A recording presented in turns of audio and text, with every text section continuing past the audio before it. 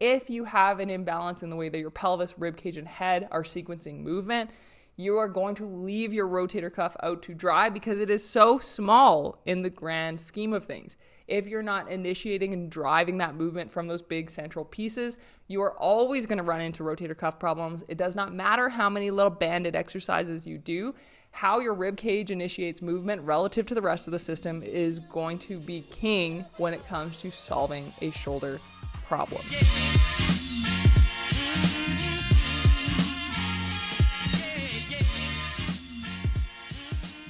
Hey everybody, it's Dr. Kirsten Wishloff. Welcome to the podcast. Now, this is one that is near and dear to my heart as a former volleyball player who had a ton of shoulder problems, might I add. So I'll take you back to my my teenage brain where, I had this arm. It was like a dead arm. Like I couldn't lift my arm to go to play. I would just juice myself with Advil, get through it, and then move on. I had seen, and bless my parents, they sent me to a lot of different physios and treatments. I got shockwave on my rotator cuff tendon before it was normal. It cost a ton of money. Shout out to my dad for paying for that. It was ultimately a waste of money, but we tried what at the time me and my parents perceived as everything. And I look back on that now, and I mean, it obviously shapes the reason I practice how I practice, but I look back on it and I just see so many gaps along the way that led to this perpetual shoulder problem. Yes, when you play a throwing sport or do things like that, you're like, yeah, there's a lot of volume going through your shoulder. If you're coming back from summer, you need time to rebuild. But the thing that got me about my journey through the recovery and rehab system was it was always based on the rotator cuff. You got to strengthen the rotator cuff. We got to treat the rotator cuff. If you have pain, let's decrease that pain with anti-inflammatories.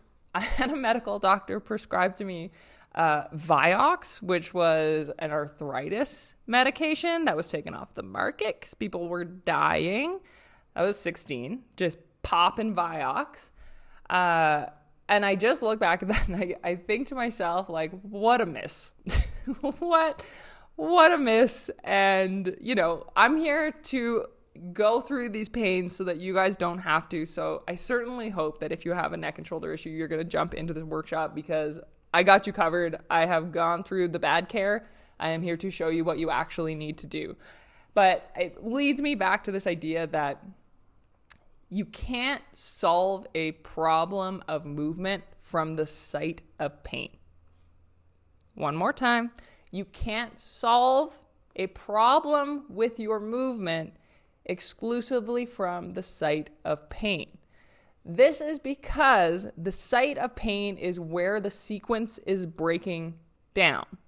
So what we want to start to observe and how we actually make a change within shoulder pain or neck problem is changing how your body initiates and distributes force. If we're talking about the shoulder, what we want to understand is the head, the rib cage, and the pelvis all reciprocate each other's movement, which means if you tip your pelvis forward, your rib cage is going to lift up and your chin is going to drop down.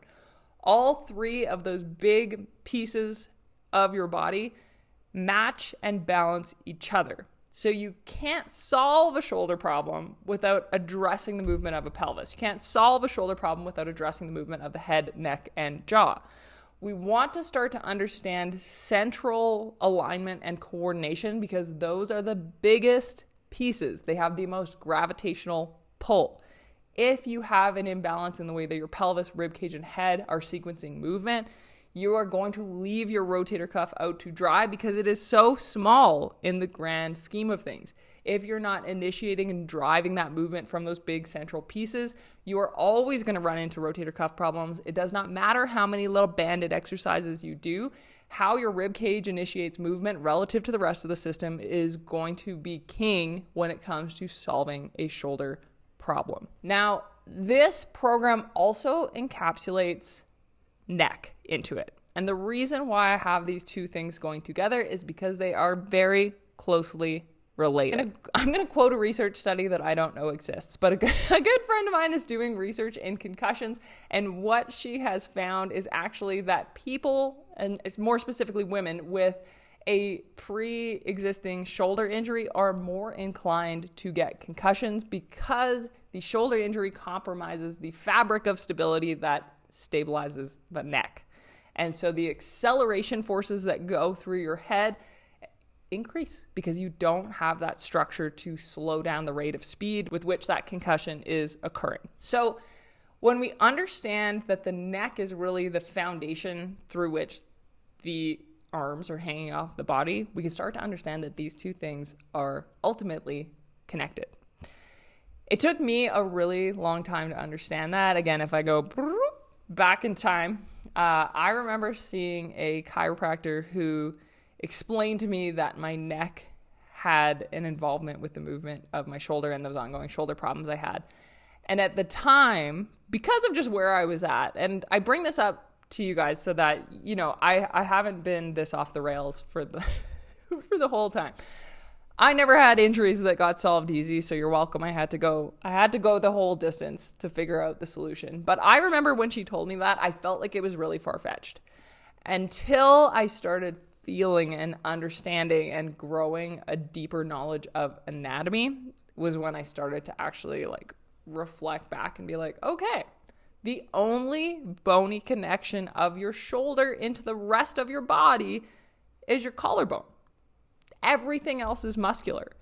And because of the way gravity hits, a lot more of that force is pulling down off of your neck than it is coming up from your lats if you're not hanging upside, or if you're not like hanging from a pull-up bar all day, if you're not doing heavy deadlifts, if you are not doing enough training for those other structures to have some support, yeah, you're going to have really tight upper traps. You're going to have tight neck, tight everything, because that is now what is holding that limb on. It's really simple, but it's not simple in the way that you are perceiving it. You're likely perceiving it. If you go online and you look up shoulder injury, you're going to get a lot of banded mobility. It might be like, you got to improve your internal rotation. You got to do this. You got to do that. All of those solutions are based in the site of pain, not based in the interconnected movement that is leading to the site of pain, because it might not have much to do with your shoulder at all. Maybe your shoulder moves really well. Maybe your shoulder moves too much and we have to stiffen it up.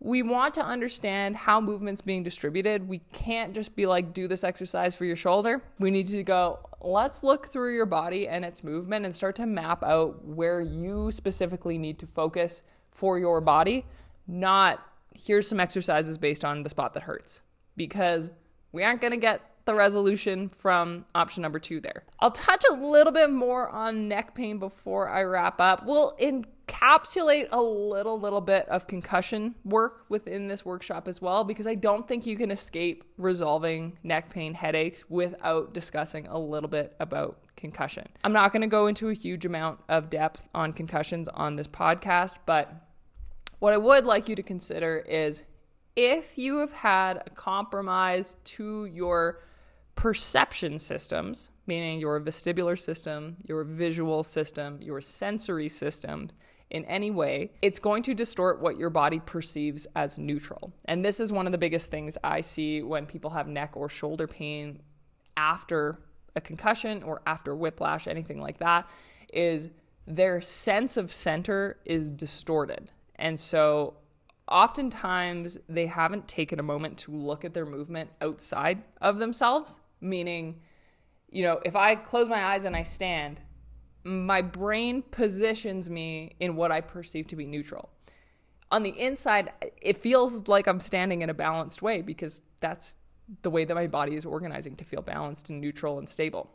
But if we actually like zoom out and so we take an external look at how you're organizing movement and what your neutral looks like, oftentimes people with vestibular issues, concussions, whiplash will have distortions to their posture because the central processing that's occurring is distorting what they perceive to be neutral.